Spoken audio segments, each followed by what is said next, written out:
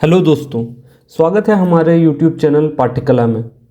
दोस्तों, political theory राजनीतिक सिद्धांत से संबंधित प्रश्न पिछले लेक्चर में हमने 30 MCQs को डिस्कस किया हिंदी में। ठीक है, अभी के इस सेकंड लेक्चर यह पार्ट 2 में हम लोग फिर से 30 प्रश्नों को देखेंगे और अच्छे से समझेंगे कि किस प्रकार के प्रश्न राजनीतिक सिद्धांत से पूछे जा रहे हैं। ठीक है, तो ये काफ़ी ज़्यादा यूज़फुल होने वाला है आपके एग्ज़ाम्स के लिए। ठीक है, आइए स्टार्ट करते हैं। ये मेरे बारे में है, आप यहाँ पे पढ़ सकते हैं। ठीक है, ये देखिए आज का जो फर्स्ट क्वेश्चन है राजनीतिक सिद्धांत से संबंधित। ठीक है, जनरली जो राजनीतिक सिद्धांत में बहुत सारी चीज़ें आती हैं, तो हम लोग मेनली प्रमुख विचारधाराओं जो है, ठीक है, जो विचारधाराएं हैं उनसे संबंधित हम लोग प्रश्न लेकर के आए हैं। और पहला जो लेक्चर था उसमें 30 प्रश्न विचारधारा से संबंधित था। आज भी जो प्रश्न है वो 30 क्वेश्चन विचारधारा से संबंधित है। तो यहाँ पे देखिए, पहला क्वेश्चन है, अभिसरण सिद्धांत में किसके बीच अभिसरण का उल्लेख किया गया है। ठीक है, यहाँ पे ऑप्शंस आप लोग देख सकते हैं। उन्नत पूंजीवाद और विकसित समाजवाद, विनिर्माता राष्ट्र तथा कच्चे माल के आपूर्तिकर्ता देश, अंतर्राष्ट्रीय संगठनों में राष्ट्रहित, ठीक है, जलवायु परिवर्तन से निपटने हेतु साझा नीति अपनाने की आवश्यकता। ठीक है, तो ये ऑप्शंस आपके सामने हैं और इसका जो सही जवाब होगा, ठीक है, वो क्या होगा, ऑप्शन ए, ये सही जवाब हो जाएगा, उन्नत पूंजीवाद और विकसित समाजवाद।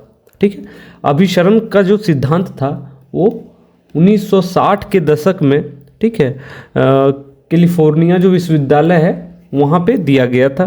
ठीक है, और यह मूलतः जो विभिन्न समाजों के आर्थिक विकास एवं एक दूसरे पर डाले गए प्रभावों का अध्ययन करता है।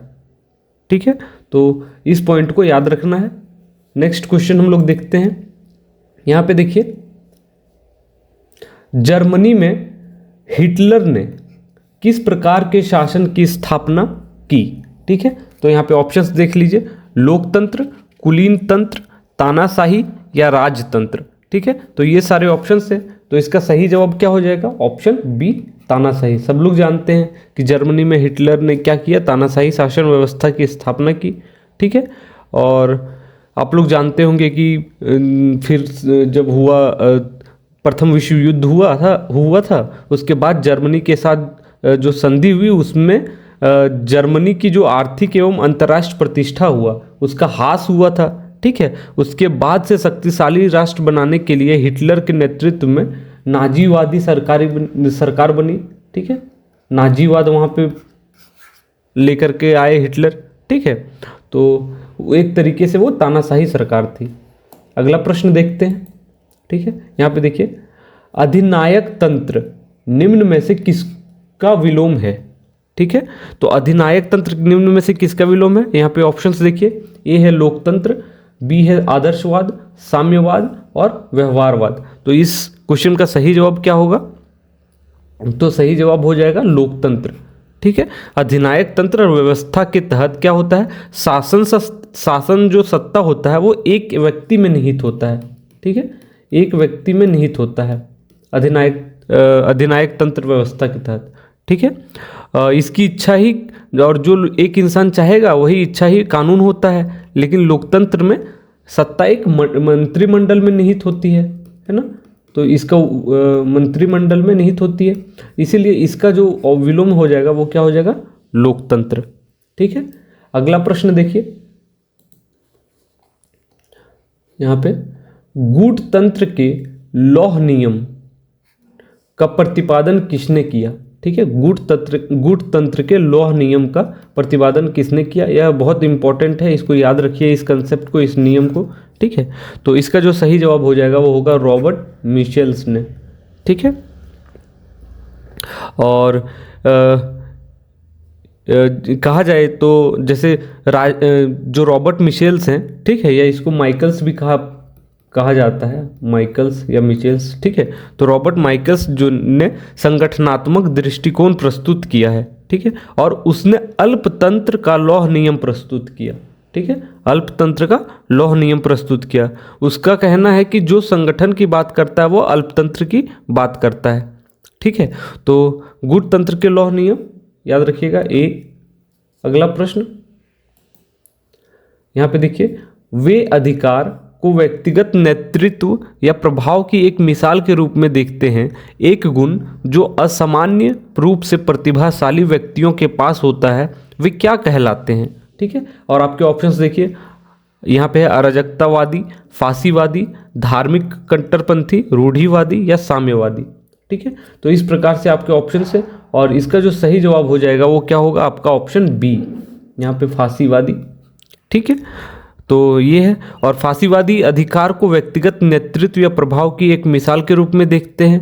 फांसीवाद कैसा गुण है? जो असामान्य रूप से प्रतिभाशाली व्यक्तियों के पास होता है, जैसे हिटलर हो गए, ठीक है, हिटलर और मुसोलिनी। ठीक है, ये लोग कौन थे? ये लोग फांसीवादी थे। ठीक है, और हीगल को फांसीवाद का दार्शनिक प्रणेता माना जाता है। ठीक है, यहाँ पे लिख देता हूँ, हीगल को फांसीवादी का दार्शनिक प्रणेता माना जाता है। ठीक है, याद रखिएगा, माना जाता है, ये इंपॉर्टेंट है। ठीक है, अगला प्रश्न हम लोग देखते हैं। यहाँ पे देखिए, फांसीवाद के संबंध में सही युग्म की पहचान कीजिए। ठीक है, तो फांसीवाद के में सही युग्म का पहचान करना है हमें। ठीक है, देखिए, इटली मुसोलिनी है, यहाँ पे इटली हिटलर है, जर्मनी मुसोलिनी है, जर्मनी हिटलर है। तो इसमें सही जवाब क्या हो जाएगा? इसका सही जवाब हो जाएगा ऑप्शन ए, इटली मुसोलिनी। ठीक है, तो मुसोलिनी कहाँ से थे? इटली से थे। ठीक है, फांसीवाद का जन्म कब हुआ? प्रथम विश्व युद्ध के दौरान। कहाँ पे? इटली में। ठीक है, इटली में जन्म हुआ था फांसीवाद का प्रथम विश्व युद्ध के दौरान। ठीक है, जब मुसोलिनी के नेतृत्व में 1919 में, ठीक है, मिलान में पहले फांसीवादी आंदोलन का प्रारंभ हुआ। कहाँ पे? मिलान में, इटली का मिलान में। ठीक है, फांसीवादी आंदोलन का प्रारंभ हुआ। ठीक है, और 1922 में फांसीवादी दल ने इटली का शासन सत्ता हस्तगत कर ली। तो मतलब 1922 में फांसीवादी लोग वहाँ पे शासन में आ गए थे, तो याद रखना है। ठीक है, अगला प्रश्न, निम्न में से किस राज्य को एक साध्य के साधन के रूप में नहीं बल्कि स्वतः साध्य के रूप में माना है? ठीक है, तो यहाँ पे देखिए, ऑप्शन है जनतंत्रवादी, उदारवादी, तानाशाह, धार्मिक प्रमुख। ठीक है, यह क्वेश्चन इंपॉर्टेंट है, तो क्या होगा इसका सही जवाब? ऑप्शन बी, तानाशाह। ठीक है, तानाशाह राज्य को एक साध्य के साधन के रूप में नहीं बल्कि स्वतः साध्य के रूप में माना है। अगला प्रश्न देखते हैं, निम्नलिखित में से कौन स्वेच्छातंत्रवाद का समर्थक नहीं है? ठीक है, यहाँ पे नहीं है, तो यहाँ पे देखिए, रॉबर्ट नॉजिक है, रॉबर्ट डहल है, मिल्टन फ्रीडमैन है, ठीक है, एफ ए हिएक है। तो इस क्वेश्चन का जो सही जवाब हो जाएगा वो आपका ऑप्शन सी हो जाएगा, रॉबर्ट डहल। ठीक है, तो रॉबर्ट नॉजिक हो गए, मिल्टन फ्रीडमैन और एफ ए हिएक, ये स्वेच्छातंत्रवाद के समर्थक हैं। ठीक है, बाकी ये नहीं है। ठीक है, और वे जो ये तीनों हैं वे विचारक राज्य के अत्यधिक कार्य क्षेत्र के विरोधी हैं, वह सीमित राज्य के समर्थक हैं। ठीक है, ये सीमित राज्य के समर्थक हैं। ठीक है, और रॉबर्ट डहल जो है वो एक लोकतंत्र बहुलवाद व सार्वभौमिक लोकतंत्र के समर्थक हैं। तो ये लोकतंत्र बहुलवाद के समर्थक हैं। ठीक है, रॉबर्ट डहल, तो ये चीज़ याद रखना है आप लोगों को। अगला प्रश्न, मीन कैम्प नामक पुस्तक किसके द्वारा लिखा गया? ठीक है, तो यह तो बहुत चर्चित पुस्तक है और यह लिखा गया आपका हिटलर के द्वारा। ठीक है, तो ऑप्शन बी। अगला प्रश्न, यहाँ पे देखिए, नव उदारवाद के संदर्भ में निम्नलिखित में से कौन सा विकल्प सही नहीं है? यहाँ पे नव उदारवाद है। ठीक है, एक सेकंड इसको, ठीक है, यहाँ पे देखिए, तो इस क्वेश्चन का सही जवाब यहाँ पे ऑप्शन है ए बी सी डी। देखिए, रोनाल्ड रेगन और मार्गरेट थैचर की सरकारों के दौरान नव उदारवाद दृष्टि व्यापक रूप से विकसित हुई। दूसरा है यह अंतर्राष्ट्रीय आर्थिक क्रम की किन्सीय धारणा पर प्रहार करता है, यह आर्थिक अहस्तक्षेप नीति के पूर्णतः नकार के रूप में उत्पन्न हुआ, यह मुक्त बाजार और उदार पुनर्सुधारों पर बल देता है। ठीक है, तो इस क्वेश्चन का सही जवाब हो जाएगा ऑप्शन सी, यह आर्थिक अहस्तक्षेप नीति के पूर्णतः नकार के रूप में उत्पन्न हुआ है। ठीक है, और ये सारे ये सही नहीं है, बाकी जो स्टेटमेंट है वो सही है। ठीक है, तो ये चीज़ याद रखना है। अगला प्रश्न देखिए, यहाँ पे देख सकते हैं आप लोग, फेबियंस ने किसकी भूमिका को बेहतर करने के पक्ष में थे। ठीक है, फेबियंस किसके भूमिका को बेहतर करने के पक्ष में थे। ऑप्शन है आपका यहाँ पे देखिए, ऑप्शन है लोक प्रशासन, यहाँ पे पहला है प्रशिक्षित राजनीतिक नेताओं, लोक प्रशासन में प्रशिक्षित विशेषज्ञों, पूंजीपति वर्ग, सामाजिक संगठन, व्यक्ति विशेष। ठीक है, तो इस प्रश्न का सही जवाब क्या हो जाएगा, इस प्रश्न का सही जवाब होगा ऑप्शन ए, प्रशिक्षित राजनीतिक नेताओं की भूमिका को बेहतर करने के पक्ष में थे। ठीक है, और ये इतिहास के बारे में अपने विचारों में समाज में जो प्रत्ययों की निर्णायक भूमिका के मत के पक्षधर हैं और वर्ग संघर्ष से इनकार करते हैं। ठीक है, जो फेबियंस होते हैं वो वर्ग संघर्ष, ठीक है, से इनकार करते हैं, ये नहीं मानते वर्ग संघर्ष से। ठीक है, तो ये चीज़ याद रखना। और फेबियन समाज ब्रिटेन में 1884 में गठित की गई थी और 1988 में वह साहित्यिक पत्रकार दल के रूप में लेबर पार्टी से संलग्न हो गई। ठीक है, लेबर पार्टी से संलग्न हो गई बाद में। ठीक है, तो ये सारे पॉइंट्स याद रखना है। अगला प्रश्न, फेबियन समाज किससे संबंधित था। ठीक है, तो यहाँ पे देखिए, फेबियन समाज किससे संबंधित था, रिपब्लिकन दल, एक सेकेंड, रिपब्लिकन दल, मार्क्सवादी लेनिनवादी दल, सामाजिक लोकतंत्रवादी दल, मजदूर दल, रूढ़िवादी दल। तो इसका सही जवाब क्या हो जाएगा, ऑप्शन डी। ठीक है, यहाँ पे मजदूर दल, जैसे लेबर पार्टी मैंने बताया, ठीक है, उसके साथ संलग्न हो गई थी तो इस वजह से। अगला प्रश्न, एक स्वप्नदर्शी समाजवादी का अर्थ होता है। ठीक है, एक स्वप्नदर्शी समाजवादी का अर्थ क्या होता है, तो ऑप्शन देखिए, जिसके विचार व्यवहारिक हों, जो वर्ग संघर्ष में विश्वास करते हों, ठीक है, जिसके विचार अव्यवहारिक हो, डी, जो उपयोगितावादी हो। ठीक है, तो ये सारे ऑप्शंस हैं और इसका सही जवाब क्या हो जाएगा, ऑप्शन सी, जिसके विचार अव्यवहारिक हो। ठीक है, तो स्वप्नदर्शी समाजवादी का मेनली जो अर्थ होता है वो क्या होता है, मतलब यथार्थ जो होता है, अर्थार्थ से अलग विचार रखना, अर्थार्थ से अलग विचार रखना। ठीक है, और कार्ल मार्क्स ने जो अपनी जो पूर्ववर्ती समाजवाद थी उसको उन्होंने क्या कहा था कि स्वप्नदर्शी समाजवाद थे वो लोग। ठीक है, और क्योंकि वो यथार्थ से एकदम कटा हुआ था, जो मार्क्स के पूर्ववर्ती समाजवादी लोग थे, है ना। और मार्क्स के पूर्ववर्ती जो सिद्धांतकारों ने क्या किया था, समाज के तत्कालीन दशा से उबरकर अपने मन के असंतोष को स्वप्नलोक की मधुर कल्पनाओं से बतलाने की कोशिश की थी। ठीक है, और उसके बाद फिर जब वो स्वप्नदर्शी समाजवादियों में कौन कौन लोग आ जाएंगे, जैसे यहाँ पे मैं नाम लिख देता हूँ, जैसे उनमें से जो प्रमुख लोग थे जिनको स्वप्नदर्शी समाजवादी कहा जाएगा, ठीक है, वो कौन कौन हो जाएंगे, तो सेंट साइमन, ठीक है, चार्ल्स फूरियर, ये लोग चार्ल्स फूरियर, उसके बाद रॉबर्ट ओवेन,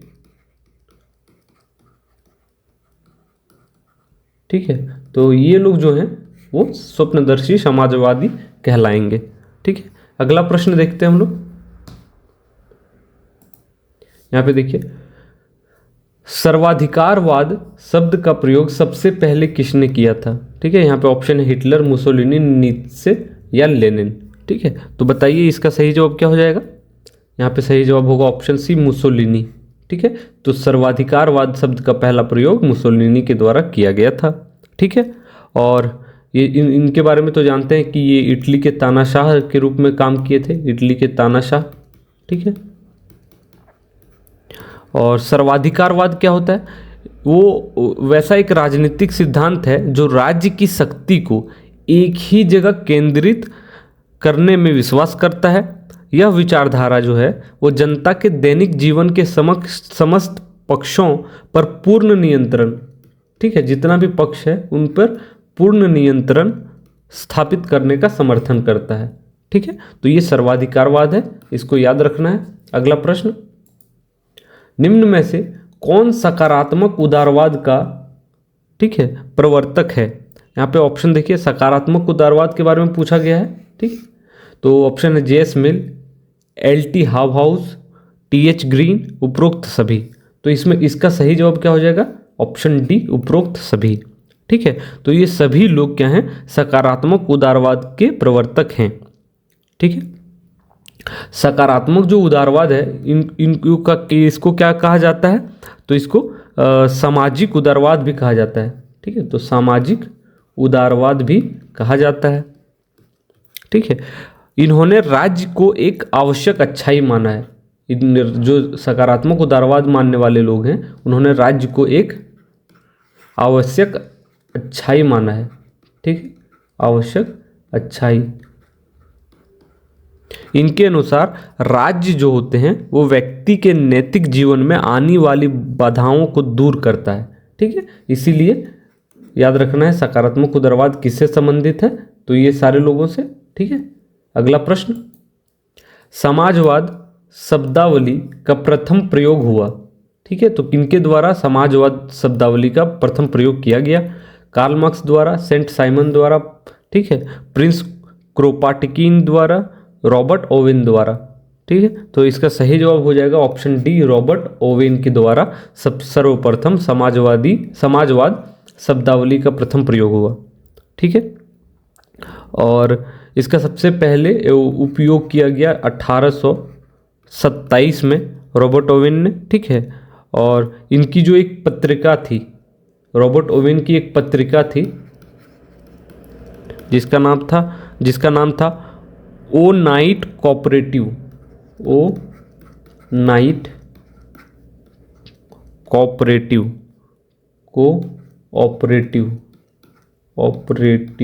ठीक है।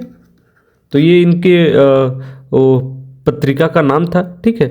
तो अपने जो विचार थे रॉबर्ट ओवेन के, इस पत्रिका में व्यक्तिवादी और उदारवादी विचारों के विरुद्ध भावों को प्रदर्शित करने के लिए इसका इस्तेमाल किया गया था, समाजवाद का, ठीक है। और समाजवादी व्यवस्था में क्या होता है? एक आर्थिक सामाजिक दर्शन है समाजवाद। समाजवादी व्यवस्था में धन संपत्ति का स्वामित्व और वितरण समाज के नियंत्रण के अधीन रहता है, ठीक है। आर्थिक, सामाजिक और वैचारिक प्रत्यय के तौर पर समाजवाद निजी संपत्ति पर, जो निजी संपत्ति है उस पर अधिकारों का विरोध करता है, निजी संपत्ति के अधिकारों का, ठीक है। तो ये सब आप लोग याद रखना है। नेक्स्ट, निम्नलिखित में से कौन नव वामपंथ का प्रमुख विचारक माना जाता है? ठीक है, नव वामपंथ का, ठीक है। यहाँ पे ऑप्शन देखिए, ई एफ शूमेकर, हार्बर्ट मार्क्यूस, ठीक है, मिल्टन फ्राइडमैन, उपरोक्त में से कोई नहीं। तो कौन है जो नव वामपंथ का प्रमुख विचारक माना जाता है? तो यहाँ पे सही जवाब हो जाएगा ऑप्शन सी, हार्बर्ट मार्क्यूस, ठीक है। तो इनको नव वामपंथ का प्रमुख विचारक कहा जाता है। जैसे और जो अन्य विचारक हैं उनमें कौन है जो नव वामपंथ के विचारक माने जाते हैं? तो नाम मैं लिख देता हूँ, आप लोग भी नोट डाउन कर लीजिए। एक है मैक्स हर खाइमर, ठीक है। दूसरे हो गए थियोडर एडोर्नो, ठीक है, एडोर्नो। तो ये दोनों लोग और ये तीनों किससे संबंधित है? नव वामपंथ से, ठीक है। इन्होंने पूंजीवादी समाज की आलोचना की है और बताया है कि इससे मानव क्या हो गया? पराया हो गया है, मानवीय स्वतंत्रता विलुप्त हो गई है और इस तकनीकी प्रगति के युग में मानव अपनी आध्यात्मिक जो आवश्यकताओं से विमुख हो गया है। तो ये वामपंथ का मानना था। ठीक है, अगला प्रश्न देखते हैं। यहाँ पे देखिए, समाजवाद एक टोपी की भांति है जिसने अपनी आकृति खो दी है क्योंकि उसे सभी धारण करते हैं। यह कथन किससे संबंधित है? शायद ये प्रश्न हमने पिछले बार भी देखा था, तो इसका जो सही जवाब हो जाएगा वो ऑप्शन हो जाएगा बी, CM जोड़। ठीक है, तो याद रखना है, क्योंकि जो उनका ये कहना था ना कि आधुनिक जैसे समय में समाजवाद बहुत अधिक लोकप्रिय हो गया है और प्रत्येक देश के द्वारा अपनी परिस्थितियों के अनुसार अपनाया गया है समाजवाद को। ठीक है, तो इसकी जो मौलिकता है वो खो गई है। ठीक है, और इसी की वजह से उन्होंने ये स्टेटमेंट कहा। नेक्स्ट देखते हैं, यहाँ पे देखिए असर्शन और रीजन का प्रश्न है। यहाँ पे है उदार संविधान शासकीय शक्तियों के संकेंद्रण पर बल देता है। दूसरा है रीजन में, तर्क में, शासकीय शक्तियों का संकेंद्रण स्वेच्छाचारिता की ओर ले जा सकता है। ठीक है, तो यहाँ पे ऑप्शन है और इसका सही जवाब क्या हो जाएगा? ऑप्शन डी, ए असत्य है। ठीक है, ये सही नहीं है, और किंतु आर सत्य है। ठीक है, लेकिन ये सही जवाब, ये स्टेटमेंट सही है। ठीक है, तो वही है। तो उदार जो संविधान है ये शासकीय शक्तियों के विकेंद्रण पर बल देता है। ठीक है, जो उदार संविधान है वो शासकीय शक्तियों के विकेंद्रण पर, यहाँ पे यदि संकेंद्रण नहीं होता बल्कि विकेंद्रण होता तो सही होता। ठीक है, तो ये विकेंद्रण पर बल देता है। ठीक है, तो इसीलिए ये स्टेटमेंट गलत है। अगला प्रश्न देखिए, चीन की जो कम्युनिस्ट पार्टी ने अपनी कौन सी राष्ट्रीय कांग्रेस में यह घोषणा की कि चीन की आर्थिक व्यवस्था का उद्देश्य चीनी लक्षणों के साथ समाजवादी बाजार व्यवस्था स्थापित करना है। तो जो कम्युनिस्ट पार्टी की कौन सा अधिवेशन था? ठीक है, कौन सी राष्ट्र कांग्रेस थी जिसमें यह उन्होंने उल्लेख किया? तो इसका सही जवाब क्या होगा? यहाँ पे देखिए ऑप्शन है 9वीं, 11वीं, 10वीं और 14वीं। तो इसका सही जवाब हो जाएगा ऑप्शन डी, 14वीं। ठीक है, और यहाँ पे कुछ पॉइंट जान लीजिए। चीन की जो कम्युनिस्ट पार्टी है, ठीक है, चीन कम्युनिस्ट पार्टी, ठीक है, इसकी स्थापना कब हुई थी? 1921 में। ठीक है, और चीनी कम्युनिस्ट पार्टी की जो 14वीं राष्ट्र कांग्रेस की हुई थी वो कब हुआ था? ये अक्टूबर 1992 को बुलाई गई थी। इसी में यह चीज़ के बारे में घोषणा की गई थी। ठीक है, तो ये सब चीज़ें याद रखना है आपको। अगला प्रश्न देखिए, निम्न में से कौन स्वेच्छातंत्रवादी विचारधारा का प्रतिनिधित्व नहीं करता है? ठीक है, तो स्वेच्छातंत्रवादी विचारधारा का प्रतिनिधित्व नहीं करता है। ठीक है, याद रखना, नहीं करता है। ऑप्शन देखिए, बर्लिन, लास्की, हेग या फ्रीडमैन। ठीक है, तो ये ऑप्शंस हैं और इसका सही जवाब क्या हो जाएगा? Option C, Laski. ठीक है, तो याद रखना है कि ये प्रतिनिधित्व नहीं करते हैं स्वेच्छातंत्र विचारधारा का। ठीक है, और स्वेच्छातंत्र जो विचारधारा है वो 20वीं शताब्दी के उत्तरार्ध में, ठीक है, कुछ विचारकों के द्वारा लाया गया। ठीक है, उनका कहना था कि जो उदारवाद के अंतर्गत जो कल्याणकारी राज्य हैं, ठीक है, उसको अपना लेते हैं। स्वेच्छातंत्रवाद व्यक्ति की पूर्ण स्वतंत्रता में विश्वास रखता है। ठीक है, यह उन सब संस्थाओं से व्यक्ति की मुक्ति की कामना करता है जो उसकी विश्व दृष्टि को सीमित करती है। ठीक है, तो ये सारे पॉइंट स्वेच्छातंत्रवादी विचारधारा से संबंधित हैं। अगला प्रश्न देखिए, निम्नलिखित में से कौन सी राजनीतिक पार्टी विश्व की समाजवादी पार्टियों का अगुवा बताई गई है? ठीक है, यहाँ पे ऑप्शंस देखिए, इंडियन नेशनल कांग्रेस, अमेरिका की democratic party, British labour party और फ्रांस की क्रिश्चियन डेमोक्रेटिक पार्टी। तो सही जवाब यहाँ पे देख सकते हैं, सी होगा, ब्रिटिश लेबर पार्टी। ठीक है, तो याद रखना है। और अगला प्रश्न हम लोग देखते हैं। यहाँ पे देखिए, निम्नलिखित में से कौन सा एक मूल्य उदार लोकतंत्र के दार्शनिक आधारों से भिन्न है? ठीक है, तो इसका ऑप्शन देखिए, व्यक्तिगत स्वतंत्रता, सामाजिक आर्थिक न्याय, उत्पादन एवं वितरण के साधनों पर सामूहिक स्वामित्व, राजनीतिक समानता। तो आप लोग ऑप्शंस देख लिए। अब इसका सही जवाब क्या होगा सोचिए। तो इसका सही जवाब होगा ऑप्शन सी, उत्पादन एवं वितरण के साधनों पर सामूहिक स्वामित्व। ठीक है, तो ये एक मूल्य उदार लोकतंत्र के दार्शनिक आधार हैं। ठीक है, और जैसे उदारवादी के अनुरूप ही यह सिद्धांत व्यक्ति की स्वतंत्रता तथा लोकतंत्र का पक्षधर रहा। जनता को लिखने, बोलने, अपने विचारों को अभिव्यक्त करने, सरकारों के कार्यों की जानकारी रखने तथा उसकी आलोचना करने की स्वतंत्रता होनी चाहिए, जो व्यक्तिगत स्वतंत्रता है। ठीक है, तो ये सारे पॉइंट्स आपको पता होना चाहिए। और जैसे इनका यही कहना था कि जो शासन का संचालन है वो जनता द्वारा होना चाहिए, क्योंकि शासन में हिस्सा लेने से व्यक्ति के जो व्यक्तित्व का है विकास होता है। ठीक है, तो अगला प्रश्न हम लोग देखते हैं। यहाँ पे देखिए, यह विचार कि न्याय तथा स्वतंत्रता में घनिष्ठ संबंध है। ठीक है, यह किससे जुड़ा हुआ है? मार्क्सवादियों से, अराजकतावादियों से, उदारवादियों से या समाजवादियों से? तो इसका सही जवाब हो जाएगा बी, उदारवादियों से। ठीक है, तो उनका मानना है कि स्वतंत्र और न्याय में घनिष्ठ संबंध है।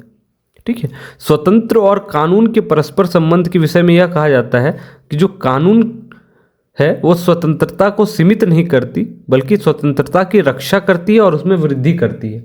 जो कानून होता है वो स्वतंत्रता की रक्षा करती है। ठीक है, इसकी रक्षा करती है, ना कि इसको लिमिट करती है, इसको कम नहीं करती है। ठीक है, और तो ये सारे पॉइंट्स हैं।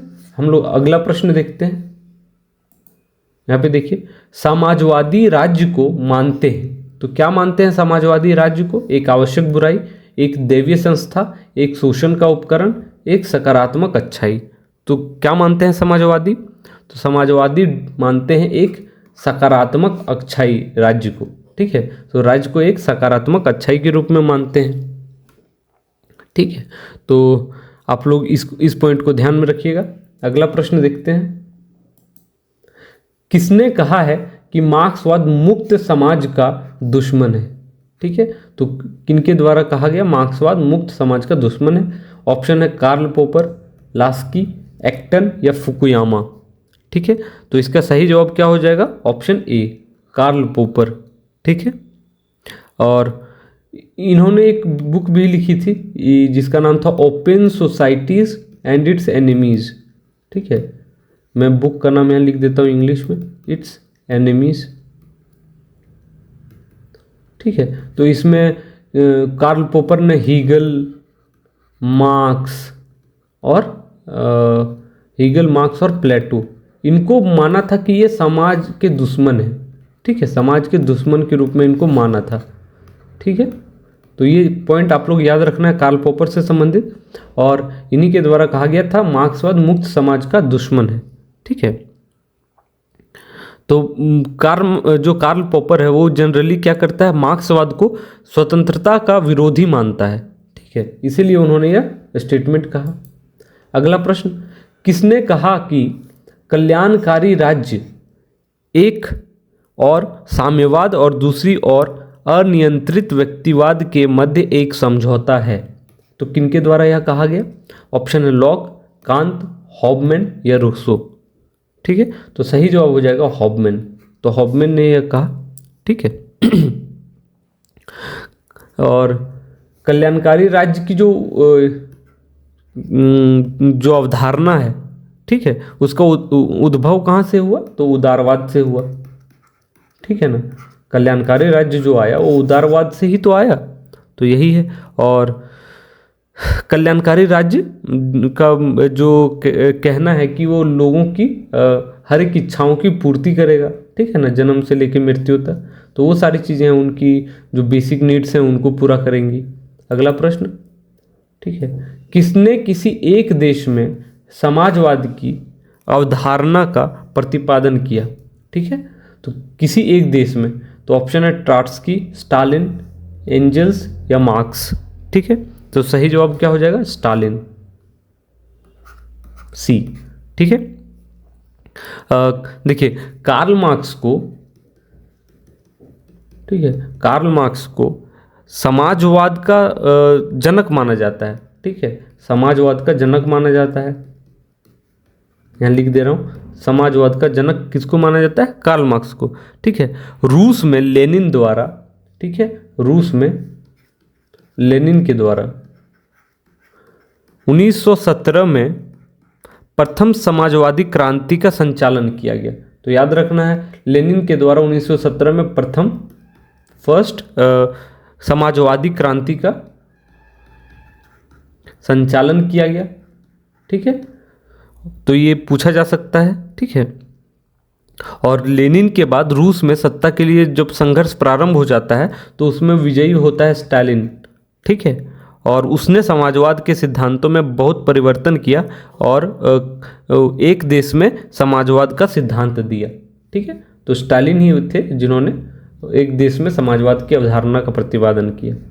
अगला प्रश्न, निम्न में से किस एक को अहस्तक्षेप का सिद्धांत भी कहा जाता है? अहस्तक्षेप, नॉन इंटरफेरेंस जिसको बोलते हैं। ऑप्शन है समाजवाद, व्यक्तिवाद, श्रेणी समाजवाद या श्रमिक संघवाद। तो बताइए क्या जवाब होगा इसका? तो इसका सही जवाब हो जाएगा ऑप्शन सी, व्यक्तिवाद। ठीक है ना, तो व्यक्तिवाद हो या फिर उदारवाद हो, इनका जो मूल सिद्धांत है कि राज्य को व्यक्ति के कार्यों में हस्तक्षेप नहीं करना चाहिए। ठीक है, इसका मतलब क्या है? अहस्तक्षेप की जो नीति है या सिद्धांत है उसका पालन करना चाहिए। ठीक है, और प्रमुख व्यक्तिवादी विचारधाराओं, जो विचारधारा के लोग हैं वो कौन हैं? तो लॉक हो गए। ठीक है, फिर आपका हर्बर्ट स्पेंसर हो गया। ठीक है, और कौन है? मिल हैं। ठीक है, एक्टन है। तो ये सारे लोग जो हैं वो व्यक्तिवादी विचारक हैं। तो इनको याद रखना है, कभी भी कहीं पे भी पूछा जा सकता है। ठीक है, अगला प्रश्न, निम्नलिखित में से कौन सा मार्क्सवाद से संबंधित नहीं है? ठीक है, ऑप्शन देखिए, इतिहास की भौतिकवादी व्याख्या, वर्ग संघर्ष, अतिरिक्त मूल्य या फिर डी यद्भाव्यम। ठीक है, तो ये सारे ऑप्शंस हैं और आपको सही जवाब बताने हैं। तो इसका सही जवाब हो जाएगा ऑप्शन डी, यद्भाव्यम। ठीक है, तो ये चीज़ है कि ये नहीं है। ठीक है, यद्भाव्यम का संबंध किससे है? तो जनरली इसका संबंध उदारवादी सिद्धांत से है, उदारवादी सिद्धांत से है। ठीक है, तो देखते हैं अगला प्रश्न। तो अगला प्रश्न हमारा हो चुका है, तो मतलब लगभग सारे प्रश्न हमने कंप्लीट कर लिए। ठीक है, तो आज हम लोग ने टोटल 30 प्रश्नों को देखा। ठीक है, जो आपके राजनीतिक सिद्धांत के से संबंधित थे, और इनमें भी राजनीतिक सिद्धांत के अंतर्गत जैसे विचारधारा जो आती है, ठीक है, जिसमें आपके लिए उसमें विचारधाराओं में कौन कौन हो जाएगा? समाजवाद, उदारवाद, ठीक है, व्यक्तिवाद, तो फांसीवाद। तो इन सब चीज़ों से संबंधित हमने कुल 2 लेक्चर में 60 प्रश्नों को डिटेल से डिस्कस किया है। ठीक है, अगले लेक्चर में और हम लोग राजनीतिक सिद्धांत को अच्छे से और नए प्रश्नों के साथ डिस्कस करेंगे, और ये सारे प्रश्न आपके एग्जाम्स में बहुत ज़्यादा हेल्पफुल होने वाले हैं, आपको काफ़ी ज़्यादा कंसेप्ट क्लियर करने में मदद करेंगी। ठीक है, तो आपसे रिक्वेस्ट है कि आप हमारे चैनल को फॉलो करते रहें रेगुलरली, और हमारे चैनल को ज़्यादा से ज़्यादा सपोर्ट करें, लाइक करें, सब्सक्राइब करें। ठीक है, तो मिलते हैं अगले लेक्चर में, तब तक के लिए आप सभी का बहुत बहुत धन्यवाद। जय हिंद।